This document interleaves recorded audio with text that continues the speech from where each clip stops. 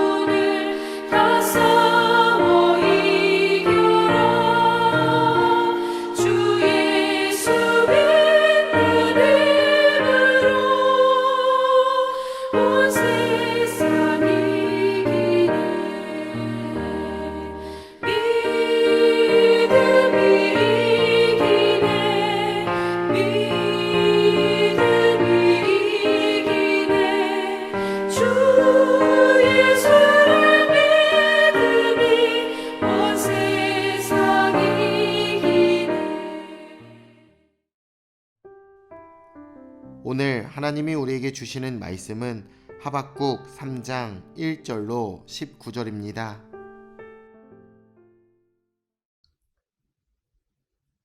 시기온 옷에 맞춘 선지자 하박국의 기도라. 여호와여, 내가 주께 대한 소문을 듣고 놀랐나이다. 여호와여, 주는 주의 일을 이 수년 내에 부응하게 하옵소서. 이 수년 내에 나타내시옵소서. 진노 중에라도 긍휼을 잊지 마옵소서. 하나님이 대만에서부터 오시며 거룩한 자가 바란산에서부터 오시는도다. 셀라. 그의 영광이 하늘을 덮었고 그의 찬송이 세계에 가득하도다. 그의 광명이 햇빛 같고 광선이 그의 손에서 나오니 그의 권능이 그 속에 감추어졌도다. 역병이 그 앞에서 행하며 불덩이가 그의 발밑에서 나오는도다. 그가 서신즉 땅이 진동하며 그가 보신즉 여러 나라가 전율하며 영원한 산이 무너지며 무궁한 작은 산이 엎드러지나니 그의 행하심이 예로부터 그러하시도다. 내가 본즉 구산의 장막이 환란을 당하고 미디안 땅의 휘장이 흔들리는도다. 여호와여, 주께서 말을 타시며 구원의 병거를 모시오니 강들을 부은히 여기심이니이까. 강들을 노여워하심이니이까. 바다를 향하여 성내심이니이까. 주께서 활을 꺼내시고 화살을 바로 쏘셨나이다. 셀라. 주께서 강들로 땅을 쪼개셨나이다. 산들이 주를 보고 흔들리며 장수가 넘치고 바다가 소리를 지르며 손을 높이 들었나이다. 날아가는 주의 화살의 빛과 번쩍이는 주의 창의 광채로 말미암아 해와 달이 그 저소에 멈췄나이다. 주께서 노를 바라사 땅을 두르셨으며 분을 내사 여러 나라를 밟으셨나이다. 주께서 주의 백성을 구원하시려고 기름 부음 받은 자를 구원하시려고 나오사 악인의 집에 머리를 치시며 그 기초를 바닥까지 드러내셨나이다. 셀라. 그들이 회오리 바람처럼 이르러 나를 흩으려 하며 가만히 가난한 자 삼키기를 즐거워하나 오직 주께서 그들의 전사의 머리를 그들의 창으로 찌르셨나이다. 주께서 말을 타시고 바다 곧 큰 물의 파도를 밟으셨나이다. 내가 들었으므로 내 창자가 흔들렸고 그 목소리로 말미암아 내 입술이 떨렸도다. 무리가 우리를 치러 올라오는 환난 날을 내가 기다림으로 썩이는 것이 내 뼈에 들어왔으며 내 몸은 내 처소에서 떨리는도다. 비록 무화과 나무가 무성하지 못하며 포도나무에 열매가 없으며 감람나무에 소출이 없으며 밭에 먹을 것이 없으며 우리의 양이 없으며 외양간에 소가 없을지라도 나는 여호와로 말미암아 즐거워하며 나의 구원의 하나님으로 말미암아 기뻐하리로다. 주 여호와는 나의 힘이시라. 나의 발을 사슴과 같게 하사 나를 나의 높은 곳으로 다니게 하시리로다. 이 노래는 지휘하는 사람을 위하여 내 수금에 맞춘 것이니라.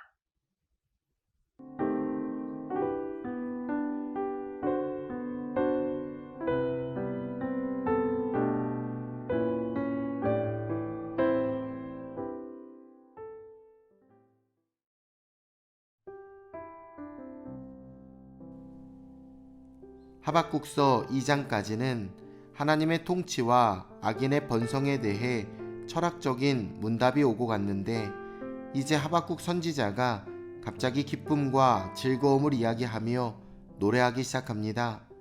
그는 무언가를 깨닫게 되었고, 그러한 깨달음은 유다의 임박한 멸망과는 상관없이 그를 기쁘게 만들었습니다. 하박국 선지자는 갑자기 놀랐습니다. 어떤 소문을 들었기 때문입니다.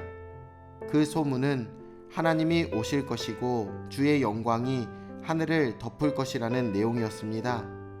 하나님이 오신다는 것에 선지자가 왜 두려워하며 놀랐을까요? 하나님이 영광 중에 오심은 죄악이 관영한 세상과 죄인들에게 불덩이가 머리 위에 떨어지고 땅이 갈라지는 절대적인 재앙을 가져올 것이기 때문입니다. 그래서 하박국 선지자는 하나님의 긍휼을 구했습니다. 오늘 우리도 하나님의 긍휼이 필요합니다. 오직 하나님의 긍휼을 입어야 하나님의 임재가 재앙이 아닌 영광이 될 수 있기 때문입니다. 하박국은 한 가지를 명확히 짚어냅니다. 땅이 흔들리고 산들이 무너지는 모습이 마지막 순간에만 나타나는 일이 아니라는 사실입니다. 하나님은 예전부터 그런 일을 행하셨습니다. 땅을 흔들어 성을 무너뜨리셨고 하늘을 진동하사 이스라엘의 적을 패퇴시키셨으며 애굽의 모든 것을 파괴시키셨습니다. 하나님의 통치와 권능은 막연한 미래의 일이 아닙니다. 우리가 충분히 눈으로 보고 알게 된 것이고 지금 우리의 삶에도 일어나는 현상입니다. 우리는 눈에 보이지 않는 미지의 하나님을 섬기는 것이 결코 아닙니다. 하나님의 일어나심과 역사에는 분명한 목적이 있으십니다. 그것은 구원을 위한 것입니다. 악인은 즐거움을 얻기 위해 다른 사람들을 공격하지만 하나님은 의와 분노로 하나님의 공의를 세우시기 위해 악인들의 머리를 치십니다. 그리고 공경에 처했던 의로운 사람들을 구원해 주십니다. 우리가 온전한 마음으로 하나님과 동행하며 그분의 의 가운데 머물러 있다면 하나님은 결국 우리를 구원해 주실 것입니다. 환난과 멸망의 소식은 그 어떤 담대한 사람, 심지어 선지자조차도 몸과 영혼을 떨게 만들었습니다. 그것은 직접적인 고통이며 감당해야 할 고난이기 때문입니다. 그 누구도 현실의 고난을 대수롭지 않게 넘길 수는 없습니다. 지금도 이 세상에는 전쟁과 기근과 재해에 대한 소식이 끊이지 않고 있습니다. 이것은 현실입니다. 이런 냉혹한 현실 앞에서 하나님을 믿지 않는 사람들은 결국 무너지게 될 것입니다. 믿음을 쫓기보다 나름대로의 성을 쌓으려 애를 씁니다. 하지만 하나님의 사람은 성이 아닌 찬송을 선택합니다. 하박국은 결단합니다. 전쟁과 멸망이 다가오고 있고 현재 그가 가졌던 모든 것이 사라지게 될 것이지만 오직 여호와 하나님으로 인해 기뻐할 것을 다짐합니다. 성경에서 기쁨은 좋은 일들이 생겨서 마음이 즐거워지는 감정만을 의미하고 있지 않습니다. 그저 하나님으로 말미암아 기뻐하고 다른 성도들과 함께함으로 말미암아 기뻐합니다. 다른 외적인 조건과 상관없이 예수님과 함께한다는 사실만으로 우리는 기뻐하고 즐거워할 수 있습니다. 하나님을 아는 사람은 하나님을 찬양하며 기뻐합니다. 외적인 조건으론 힘들 수 있지만 그것이 그의 영혼을 좌우하지는 못합니다. 하나님을 기억하며 하나님 안에서 기뻐하기로 결단하시길 바랍니다. 외적인 물질과 상황이 나를 주관하지 못하게 하시길 바랍니다. 그것이 하나님을 믿는 성도입니다. 오늘도 살아계신 하나님으로 기뻐하는 사랑하는 금천중앙 침례교회 모든 성도님들 다 되시길 우리 주 예수님의 이름으로 축원합니다. 내일 뵙겠습니다.